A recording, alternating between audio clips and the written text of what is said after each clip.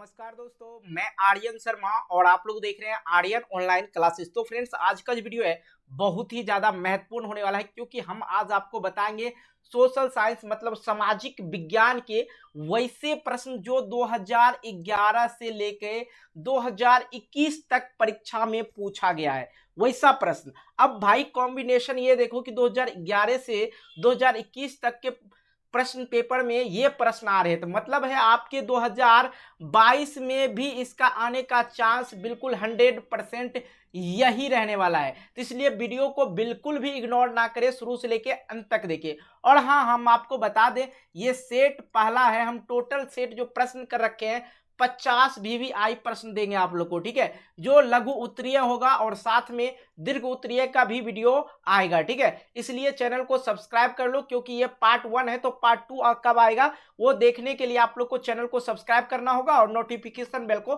Press करके all कर लेना। बिल्कुल हम लोग सब्जेक्टिव की तरफ बढ़ चुके हैं, क्योंकि आप लोग को मैं बता दूं बिहार बोर्ड का जो है पैटर्न जो है 50% ऑब्जेक्टिव और 50% जो है सब्जेक्टिव दिया जाता है। अगर आप लोग चाहते हो कि अच्छे मार्क्स लाना है, अच्छा नंबर से पास होना है, तो आप लोग को ऑब्जेक्टिव के साथ साथ सब्जेक्टिव की भी अच्छी तरह से तैयारी करनी होगी, ठीक है। तो आ जाओ भाई, देखते हैं क्या क्या प्रश्न दे रखे हैं। बहुत ही इंपॉर्टेंट प्रश्न है। पहला 1 नंबर का प्रश्न देखिए, कह रहा बाढ़ से होने वाली हानियों का वर्णन करें। मेरे भाई, बाढ़ से जो बिहार से बच्चे बिलोंग करते होंगे उन्हें यह पता होगा बाढ़ क्या होता है। बाकी जो दूसरे स्टेट से बच्चे पढ़ रहे होंगे उनको नहीं पता होगा, अलग बात है, ठीक है। लेकिन बिहार से जो बच्चे हैं सभी को बाढ़ का पता होगा, बाढ़ से क्या हानियां होती है। बाढ़ जो है हमेशा, यहां तक कि पटना महानगर होते हैं, हम लोग का बिहार की राजधानी पटना है, और पटना भी एक पानी मतलब बारिश के बूंदों से ग्रसित हो जाते हैं। हालांकि मैं बात करूं, इससे जो है 2020 में जो है पटना में बारिश के पानी इतना बढ़ गया था कि वहां से निकलने में भी बहुत ज्यादा कठिनाई होती थी। हालांकि हम उस टाइम वहीं पे थे, वहां पे हम सारे चारों तरफ रूम के आगे पानी ही पानी हो गया था, बिजली पानी हर चीज बंद हो गया था। पटना में बाढ़ आना मतलब पटना में बाढ़ आना बहुत बड़ा एक तरह से माना जाता है, ठीक है। कठिनाई ही कठिनाई होता है। अब हालांकि बात करते हैं बाढ़ में होने वाली हानियों का वर्णन करें। आइए अच्छी तरह से इसको समझते हैं। बाढ़ से होने वाली हानियां जो हम लोग निम्नलिखित लिखेंगे। क्या लिखेंगे? पहला है जो बाढ़ के कारण उपजाऊ भूमि पर लंबे समय तक जल जमाव हो जाता है, जिससे खेती नहीं हो पाता है। जैसा कि आप लोग को पता है दोस्त, खेती समय पे ही की जाती है और टाइम मौसम बदल जाने के बाद खेती सही तरीका से नहीं हो पाती है, और यदि खेती नहीं होगा तो खाना कहाँ से होगा, ठीक है। दूसरा आप लोग करके लिखेंगे कि बाढ़ के दौरान जीव जंतुओं की मृत्यु हो जाती है। जो जीव जंतु होते हैं सभी बाढ़ में बह जाते हैं, धंस जाते हैं, क्योंकि मनुष्य अपना जीवन बचाएंगे या जंतुओं का जीवन बचाएंगे, इसलिए जो है बाढ़ के दौरान जीव जंतुओं की अधिकतर मृत्यु हो जाते हैं। साथ ही तीसरा नंबर देखेंगे और लिखेंगे कि बाढ़ के कारण सड़क और रेल मार्ग भी जो है टूट जाती है। क्या होती है? टूट जाती है, और आने जाने में भी कठिनाई का सामना करना पड़ता है। चौथा इस प्रकार लिखेंगे कि बाढ़ के कारण हानिकारक बीमारियों का प्रकोप बढ़ता है, जैसे मलेरिया, हैजा, चेचक। ये सारी बीमारियां जो मच्छर काटने से मलेरिया वगैरह जो होता है, वो सारी गंदगियां आ जाते हैं हमारे शहर में, हमारे गांव में, जिसके वजह से बहुत सारी बीमारियां भी होती हैं। और साथ में जो कचरा वगैरह होता है, बाढ़ से लाभ भी होता है और हानि भी होता है। मैं आपको बता दूं कि देखिए, कोई भी चीज से अगर हानि होता है तो उससे लाभ कुछ ना कुछ तो होता है, ठीक है। हानि के साथ लाभ भी होता है, कोई भी चीज हो, ठीक है। आइए अगला प्रश्न देखते हैं, जो कि दूसरा है।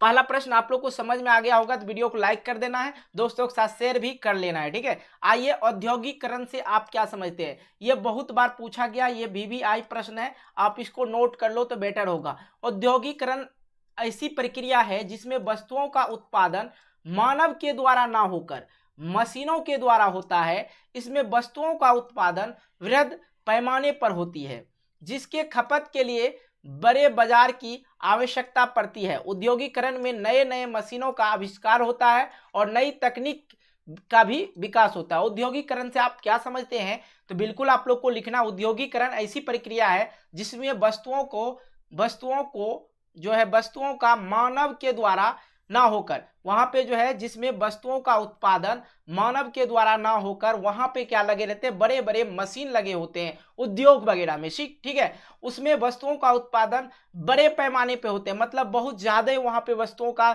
जो मारधाड़ चलता है, मतलब वहां पे ज्यादा वस्तुओं को बनाना पड़ता है, ठीक है। इसलिए इंसान से थोड़ा कम ज्यादा टाइम लग जाएगा, इसलिए मशीनों का वहां पे उपयोग किया जाता है, जिसके खपत के लिए बड़े बाजारों की आवश्यकता पड़ती है। औद्योगिकरण में जो है नए नए मशीनों का आविष्कार होता है और नए नए तकनीक का भी विकास होता है।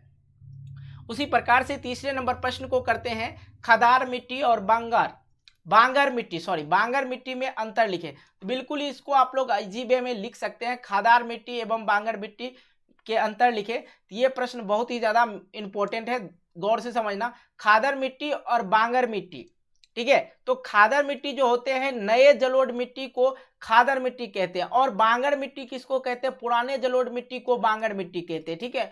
और खादर मिट्टी में लिखेंगे, देखिए अंतर लिखने के लिए जब भी बोले तो एक तरफ खादर मिट्टी लिखना और दूसरी तरफ बांगर मिट्टी लिखना है, ठीक है। तो इस प्रकार से आप लोग लिखेंगे।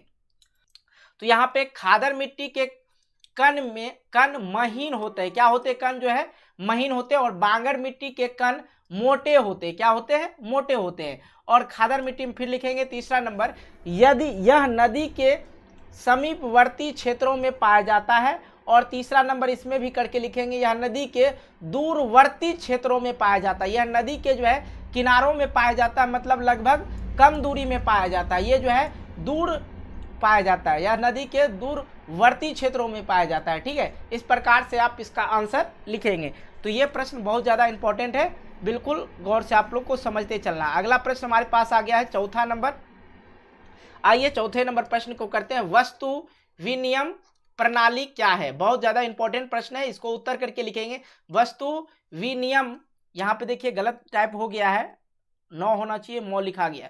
विनिमय प्रणाली उस प्रणाली को कहते हैं जिसमें एक वस्तु के बदले दूसरे वस्तु का आदान प्रदान होता है, उसे ही वस्तु विनिमय प्रणाली कहलाती है, ठीक है। बिल्कुल इसी प्रकार से लिखना है, वस्तु विनिमय प्रणाली उस प्रणाली को कहते हैं जिसमें एक वस्तु के बदले दूसरे वस्तु का आदान प्रदान होता है, उसे ही वस्तु विनिमय प्रणाली कहते हैं, ठीक है। इस प्रकार आप लोग लिख सकते हैं। आइए अगला प्रश्न हम लोग देखेंगे, 5वां नंबर प्रश्न। और 5वें नंबर प्रश्न जो है, मनरेगा क्या है।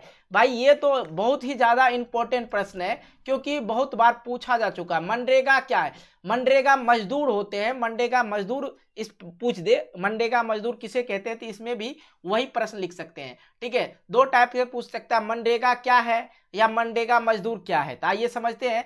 तो मनरेगा ग्रामीण रोजगार देने की एक राष्ट्रीय योजना है। जो मनरेगा मजदूर भी होता है, ठीक है, वो प्रश्न भी पूछा जा सकता है। जो मनरेगा मजदूर होते हैं तो उसके लिए हम आगे नेक्स्ट वीडियो में कर लेंगे। फिलहाल यहाँ पे समझिए मनरेगा क्या है। तो मनरेगा जो है ग्रामीण रोजगार देने का एक राष्ट्रीय योजना है, और मनरेगा के अंतर्गत ग्रामीण मजदूरों को साल में कम से कम 100 दिनों तक रोजगार देने की व्यवस्था है। इसके लिए न्यूनतम मजदूरी निर्धारित की जाती है, ठीक है। तो मनरेगा क्या है, तो मनरेगा हम लिखेंगे, मनरेगा ग्रामीण रोजगार देने की एक राष्ट्रीय योजना है, और मनरेगा के अंतर्गत ग्रामीण मजदूरों को साल में कम से कम 100 दिन तक के लिए रोजगार देने की व्यवस्था है। इसके लिए न्यूनतम मजदूरी निर्धारित करती है, ठीक है। तो आइए अगला प्रश्न हम लोग देखते हैं, 6वें नंबर। और 6वें नंबर है, वंशवाद से आप क्या समझते हैं, ठीक है, सॉरी, वंशवाद से आप लोग क्या समझते हैं। बिल्कुल आंसर करना। वंशवाद की परंपरा दशकों से बनी आ रही है, जिसमें क्रिया प्रतिनिधि के निधन या इस्तीफे के बाद जो सीट खाली हो जाती है, उस सीट पर उसी के परिजन या रिश्तेदार का चुनाव के लिए टिकट दे दिया जाता है। इसे ही वंशवाद कहते हैं। इसी प्रकार वंशवाद आज भी लोकतंत्र में बना हुआ है, जो लोकतंत्र के लिए एक गंभीर समस्या है। नहीं समझे, बिल्कुल समझेंगे आप लोग। वंशवाद जो है क्या है, बिल्कुल समझिए। देखिए वंशवाद, जैसे कि अभी के डेट में श्री क्या कहते हैं, लालू प्रसाद यादव जी, ठीक है, जो पहले मुख्यमंत्री रह चुके थे, अभी नहीं है फिलहाल, तो वो उनके पैतृक जो होते हैं, पुत्र जो है, वो भी आगे वो उस चीज में उनको टिकट मिल रहा है, वो भी काम कर रहा है। उसी प्रकार से वंशावाद का परंपरा दशकों से बनी आ रही, जिसमें किसी प्रतिनिधि के निधन या इस्तीफे के बाद जो सीट खाली रह जाती है, उस सीट पर उसी के परिजन या रिश्तेदार का चुनाव के लिए टिकट दे दिया जाता है। इसे ही वंशवाद कहते हैं। इसी प्रकार के वंशवाद आज भी लोकतंत्र में बना हुआ है, जो लोकतंत्र के लिए गंभीर समस्या है। कहते हैं ना, राजा का बेटा राजा बनेगा और किसान का बेटा किसान नहीं रहेगा, यही कुछ है। ठीक है, चलिए आइए समझते हैं। यहाँ पे है 7वें नंबर, शुष्क सेल और आर्द्र कृषि किसे कहते हैं? तो शुष्क कृषि, सॉरी यहाँ पे सेल हम साइंस का बोल दिए, शुष्क सेल भी होता है साइंस में, लेकिन यहाँ पे है शुष्क कृषि और आर्द्र कृषि किसे कहते हैं। ठीक है, तो शुष्क कृषि जो है, शुष्क कृषि उसे कहते हैं जहां वर्षा औसतन 5 सेंटीमीटर से कम होती है, उसे शुष्क कृषि कहते हैं। और आर्द्र कृषि किसे कहते हैं? आर्द्र कृषि उसे कहते हैं जहां वर्षा औसतन 100 सेंटीमीटर से लेके 200 सेंटीमीटर के बीच होता है, उसे ही आर्द्र कृषि कहते हैं। तो इस प्रकार से आप लोग इसका आंसर कर सकते हैं। ठीक है, आइए अगला प्रश्न हम लोग देख लेते हैं, 8वें नंबर। और 8वें नंबर प्रश्न है, विकसित देश तथा अविकसित देश में अंतर लिखे। उत्तर करके आप लोग को लिखना है, विकसित देश तथा अविकसित देश में अंतर निम्नलिखित है। एक साइड आप लोग को विकसित देश लिखना है और एक साइड अविकसित देश लिखना है। ठीक है, तो भैया यहाँ पे 1 नंबर देके विकसित देश में लिखना है, विकसित देशों के प्रति व्यक्ति का आय जो है अधिक होगा। वही विकसित है वो देश, तो वहाँ के जो आदमी है उनका आय जो होगा, इनकम जो होगा अधिक होगा। उसी प्रकार से अविकसित देश जो होगा, अविकसित देशों के प्रति व्यक्ति का आय कम होगा, इसलिए तो अविकसित है। और विकसित में फिर लिखेंगे, विकसित देशों में लोगों का जीवन स्तर उच्च होता है, अलग ढंग का होता है, अच्छा होता है। ठीक है, और अविकसित देशों में लोगों का जीवन निम्न स्तर होता है। शॉर्ट भाषा में हम आपको लिखाना चाह रहे थे। ठीक है, शॉर्ट, पूर्ण पेन शॉर्ट। अब कहेंगे तीसरा उदाहरण देके लिख लीजिए, जो विकसित देश है, अमेरिका जो है विकसित देश है, इंग्लैंड जो है विकसित देश है, और जापान जो है विकसित देश है। लेकिन यहाँ पे देख लीजिए, हम लोग का अब यहाँ पे भारत ऑप्शन नहीं शो कर रहा था, हम लोग बीच में है, ना तो विकसित है ना अविकसित है, बीच में कार्य चल रहा है। आगे चल के हम लोग विकसित भी हो सकते हैं। उदाहरण के लिए समझिए, इसमें अविकसित देश में नेपाल और भूटान। भूटान जो है सबसे गरीब देश है, और नेपाल जो है आज तक किसी का पराजय नहीं हुआ। नेपाल को आज तक कोई देश इनको पराजित नहीं किया है, मतलब हराया नहीं है नेपाल। क्यों नहीं हराएगा? कौन भाई, ये किसी से मुंह लगाना ही नहीं चाहता, ये लड़ना ही नहीं चाहेगा, तो कहां से इसको कोई हराएगा। और रही बात भूटान का, सबसे गरीब देश में आते हैं भूटान। कौन सा देश? भूटान, याद रखेंगे, सबसे गरीब देश भूटान। आइए अगला प्रश्न हम लोग करते हैं, 90 नंबर। और 90 नंबर प्रश्न में है, खूनी रविवार क्या है? भाई साहब, ये तो प्रश्न बहुत ही ज्यादा इंपॉर्टेंट है, इसको आप लोग याद रख लेंगे तो बेटर होगा। साथ ही हम आपको बता दें, यदि आप लोग इसका पीडीएफ चाहते हैं तो टेलीग्राम चैनल को लिंक जो है नीचे डिस्क्रिप्शन बॉक्स में दे देंगे, वहां से जाके आप लोग ज्वाइन करके सब्सक्राइब कर लेना है, ज्वाइन कर लेना है। उसके बाद आप लोग को ये सारे पीडीएफ देखने को मिल जाएगा। आइए समझते हैं बिल्कुल इजी वे में। उत्तर करके लिखेंगे, खूनी रविवार क्या है का उत्तर लिखेंगे। खूनी रविवार जो है 1905 ईस्वी में रूस और जापान, याद रखना मेरे भाई, रूस और जापान के युद्ध में हुआ था, 1905 ईस्वी में रूस और जापान में युद्ध हुआ था, जिसमें रूस की बुरी तरह पराजय हो गया। रूस जो है बुरी तरह पराजय हो गया। इस पराजय से रूस की आर्थिक हालत जो है खराब हो गई और रूस में क्रांति हो गई।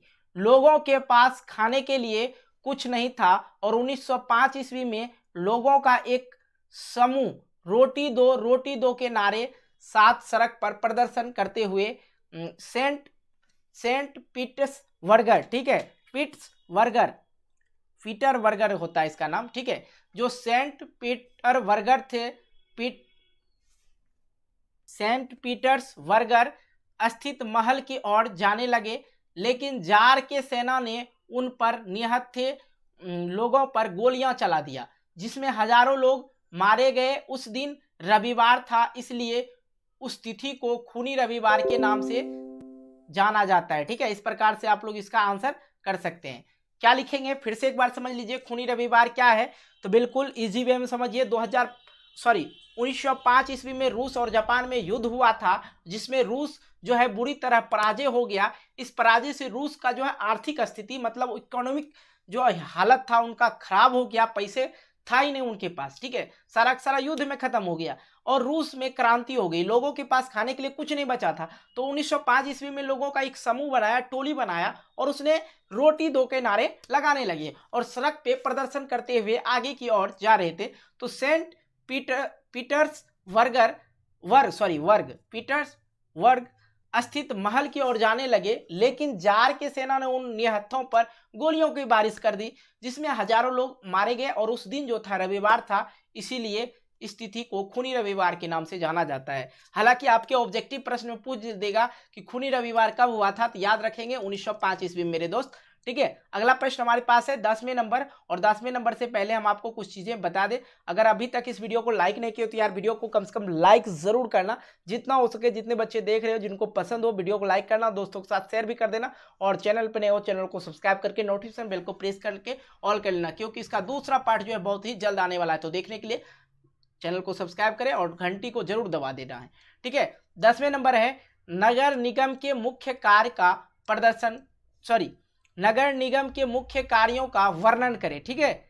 जो नगर निगम होते हैं, हालांकि अगर कोई बच्चे गांव से होंगे तो उनको पता नहीं होगा नगर निगम क्या होता है, लेकिन जो बच्चे डिस्ट्रिक्ट या शहरी क्षेत्र से बिलोंग करते होंगे तो उनको पता होगा नगर निगम क्या है और मुख्य कार्य क्या होते हैं।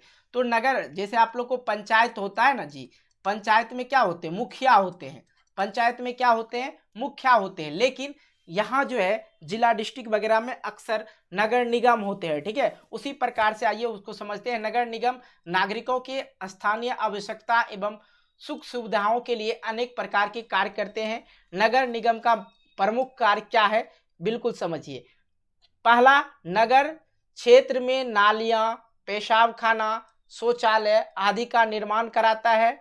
और दूसरा, कूड़ा करकट तथा गंदगी की सफाई करता है। और वैसे आप लोग यदि पटना शहर गए होंगे या कोई शहर में देखते होंगे तो सुने होंगे गाड़ी वाला आया घर से कचरा निकाल, तो ये नगर निगम का ही कार्य होता है। तीसरा, पीने का पानी का प्रबंध करता है नगर निगम। और चौथा, गलियों और पुलों एवं उद्यानों की सफाई पर निर्माण करते हैं, वो ध्यान देते हैं। और पांचवा, आग बुझाने का भी कार्य नगर निगम के द्वारा ही किया जाता है। छठा, कल्याण केंद्र जैसे मृत केंद्र, शिशु केंद्र, वृद्धा आश्रम केंद्र के स्थापना और देखभाल का कार्य करता है कौन, नगर निगम। और 7वें नंबर, जन्म मृत्यु का पंजीकरण भी कौन करते हैं, नगर निगम ही करते हैं। तो भाई ये जो है इसमें हम टोटल जो है 10 प्रश्न करवा चुके हैं बिल्कुल इजी वे में।